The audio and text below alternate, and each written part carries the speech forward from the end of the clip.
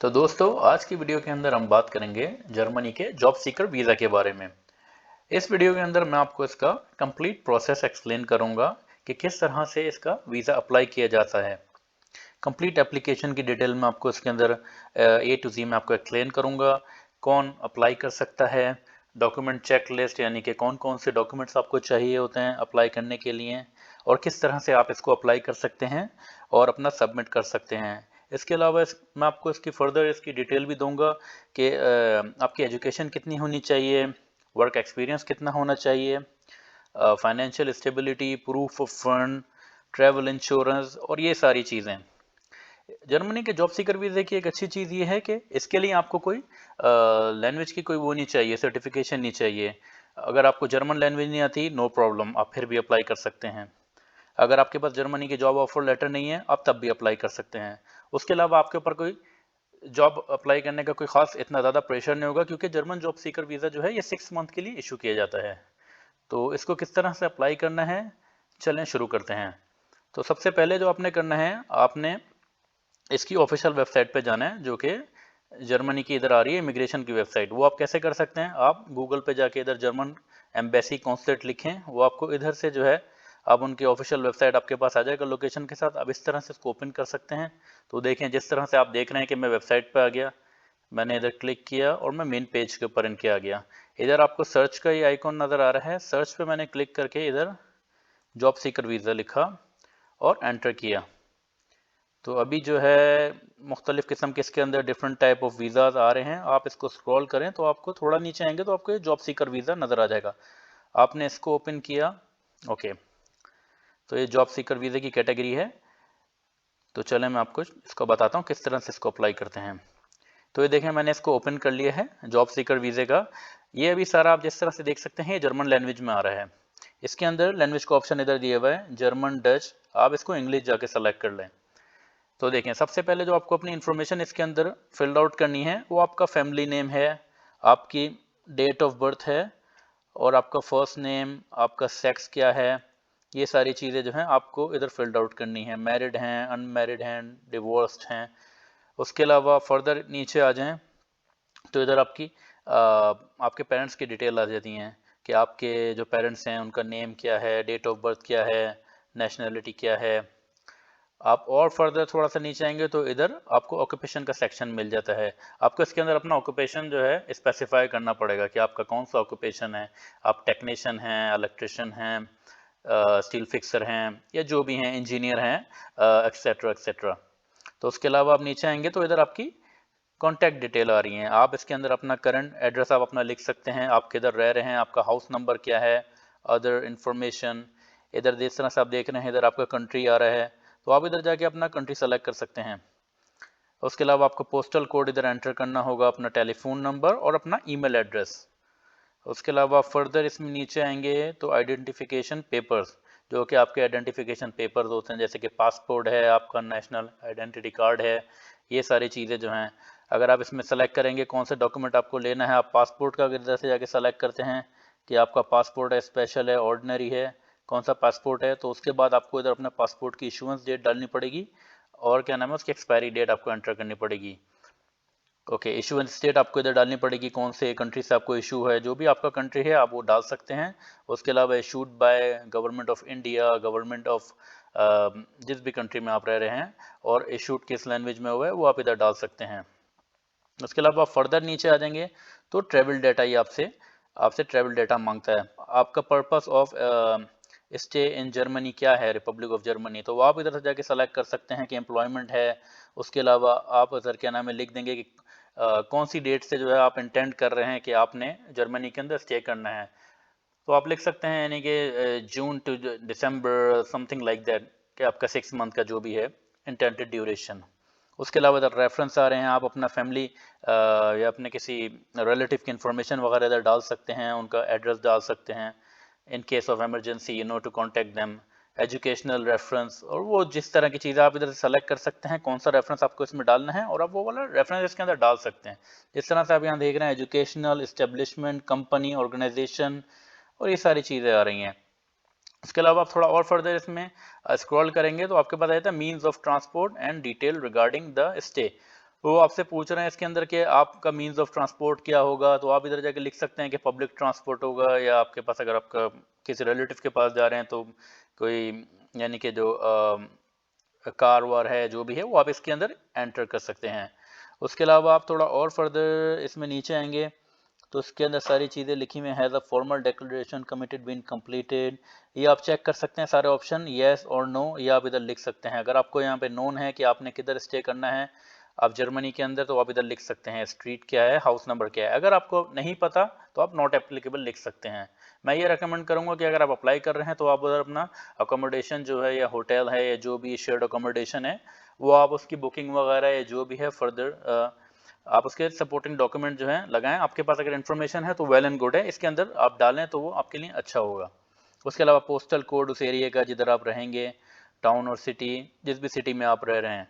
उसके अलावा आप नीचे आते हैं तो ये वही कुछ इस तरह के क्वेश्चंस आ रहे हैं कि आपकी अकोमोडेशन क्या होगी, आपके पास सिंगल रूम होगा, आप अगर अपार्टमेंट में रह रहे हैं तो 1 बेडरूम है, 2 बेडरूम है, या आप कलेक्टिव अकोमोडेशन यानी कि शेयर्ड अकोमोडेशन जो होती है। आई वुड रिकमेंड कि अगर आप जॉब सीकर वीज़े के लिए अप्लाई कर रहे हैं, आप ऑल बाय योरसेल्फ हैं, अकेले जा रहे हैं, तो कलेक्टिव अकोमोडेशन ये आप चूज कर सकते हैं क्योंकि ये रीजनेबल होता है, इसकी प्राइसिंग भी इतनी ज़्यादा नहीं होती।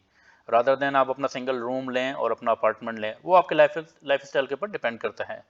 उसके अलावा इधर आ रहा है अगर आपने प्रीवियसली जो है कोई आपने अप्लाई किया हुआ है जर्मनी में, आप शेंगन वीज़ा वगैरह आपका है, अगर वो है तो आप इधर यस कर देंगे तो आपको फर्दर इन्फॉर्मेशन आपसे मांगेगा वो।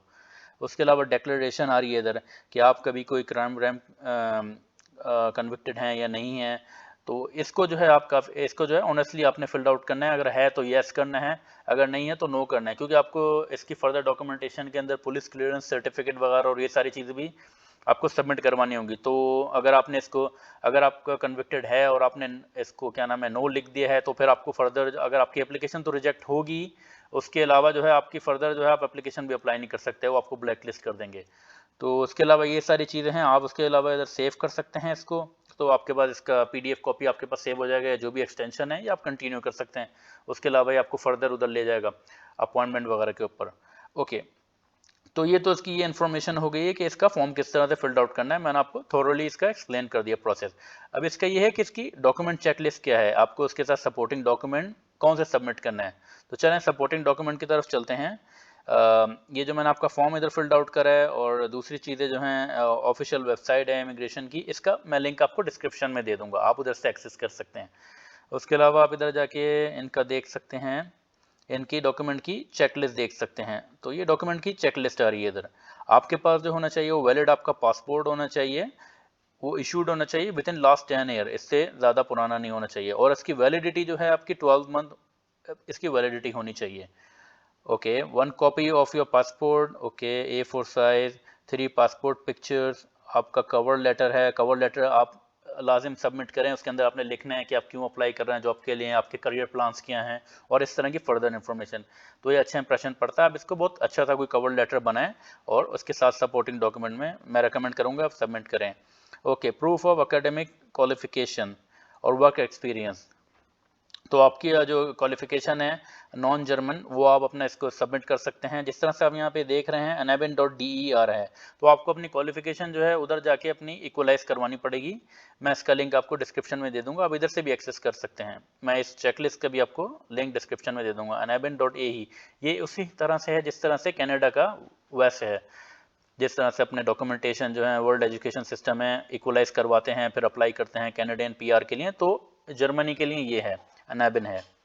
तो उसके अलावा वापस चेकलिस्ट की तरफ आते हैं। उसके अलावा आपको अपनी पर्सनल CV इसके अंदर अटैच करनी है, एम्प्लॉयमेंट हिस्ट्री वगैरह, अगर आपके पास कोई सपोर्टिंग डॉक्यूमेंट्स हैं, अपना एक्सपीरियंस लेटर वगैरह वो है, और प्रूफ ऑफ अकोमोडेशन जो मैंने आपको बताया, अगर आपके पास प्रूफ ऑफ अकोमोडेशन है, आपने बुक किया हुआ है, तो उसकी रिसीट वगैरह बुकिंग वगैरह लगानी है। और अगर आपका कोई फ्रेंड वगैरह आपको कोई इनवाइट कर रहा है या स्पॉन्सर है, तो उसकी जो पासपोर्ट कॉपी होगी और उसका एक लेटर होता है कि फॉर्मल ऑब्लिगेशन लेटर होता है कि वो आपको स्पॉन्सर कर रहा है, वो भी आपको उसके अंदर लगाना होता है। अगर आपका कोई स्पॉन्सर है उधर, कोई रिलेटिव है या कोई फ्रेंड है, कि वो आपके जो है मीन्स ऑफ आपकी फाइनेंशियल नीड्स हैं वो कवर करेगा। ओके, उसके अलावा प्रूफ ऑफ फाइनेंशियल मीन आ रही है, अगर आपने खुद से जाना है तो आपके पास फिर एक तो ऑप्शन ये है कि आपको अपनी बैंक स्टेटमेंट लगानी पड़ेगी कि आप जो है अपनी कवर कर सकते हैं फाइनेंशियल मीन। उसके लिए इसके अंदर जो लिखा हुआ है इन्होंने कि शुड कवर, वो 947 यूरो लिखा हुआ है पर मंथ। तो आप इसको कर सकते हैं, तो ये 5,600 कुछ यूरो बन जाएगा 6 मंथ के लिए। तो मैं रिकमेंड ये करूंगा कि 1100 यूरो तक जो है टेंटेटिवली जो है आपका उधर खर्चा होगा कि आप उधर अप्लाई करेंगे जॉब के लिए। तो वो बन जाता है 5,600 यूरो कुछ बन जाता है। उसके अलावा proof of personal status in India और या जो भी है आपका country, marriage certificate, birth certificate, applicant wife, children, okay, Aadhaar card, जिस तरह से आप ये देख रहे हैं वो सारी चीज़ें आपको सबमिट करनी पड़ेंगी।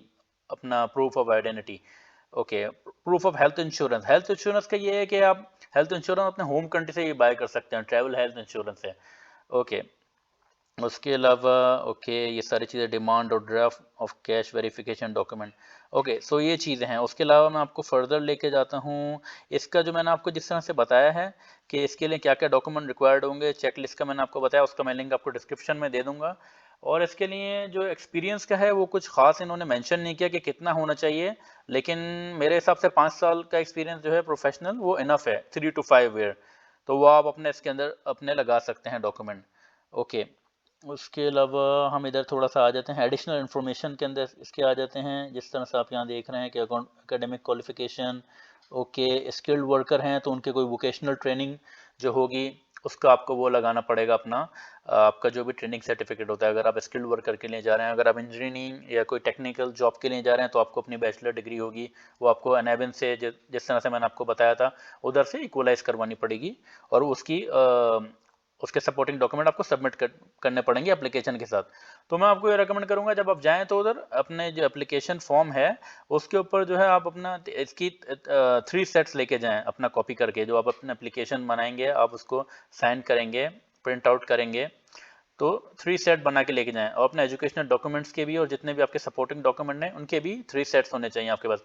और आपको अपने ओरिजिनल जब डॉक्यूमेंट भी अपने उधर लेके जाने पड़ेंगे कॉन्सुलेट में, जब आप अपना ये सबमिट करवाएंगे, अपना फॉर्म सबमिट करवाएंगे उनको दिखाने के लिए। वो आपको उसी वक्त रिटर्न कर देंगे, वो सिर्फ देखने के लिए होता है, ओके। बाकी इसके अलावा आप यहाँ पे देख सकते हैं कि यहाँ पे लिखा हुआ है, ओके, आपका पासपोर्ट है, ओके। और एप्लीकेशन का जो इसमें क्राइटेरिया है इसका ये है कि 4 to 8 वीक्स है, 8 to 12 वीक अप्रोक्सीमेटली वेरीज करता है कि उनको कितनी एप्लीकेशन रिसीव होती हैं अपने उसके लिए, जॉब सीकर वीजे के लिए। अगर ज़्यादा होती हैं तो थोड़ा ज़्यादा टाइम लगेगा। तो मैं आपको रिकमेंड करूंगा आपके पास जो ये जो टाइम होगा 8 to 12 वीक्स, आप इसके अंदर अपनी प्रिपरेशन करें, आप अपना लिंक्डइन पे जाके अपना एक्टिव हों, जॉब ढूंढें और सारी चीज़ें करें, क्योंकि आपको वो डॉक्यूमेंट भी सबमिट करने होते हैं कि आपने जॉब हंटिंग की हुई है या आपका क्या है, अगर आपने कोई प्लान बनाया हुआ है कि आप उधर जाएंगे, कौन सा एम्प्लॉयर विजिट करेंगे, तो ये सारी चीज़ें हैं। तो पासपोर्ट आ गया, ओके।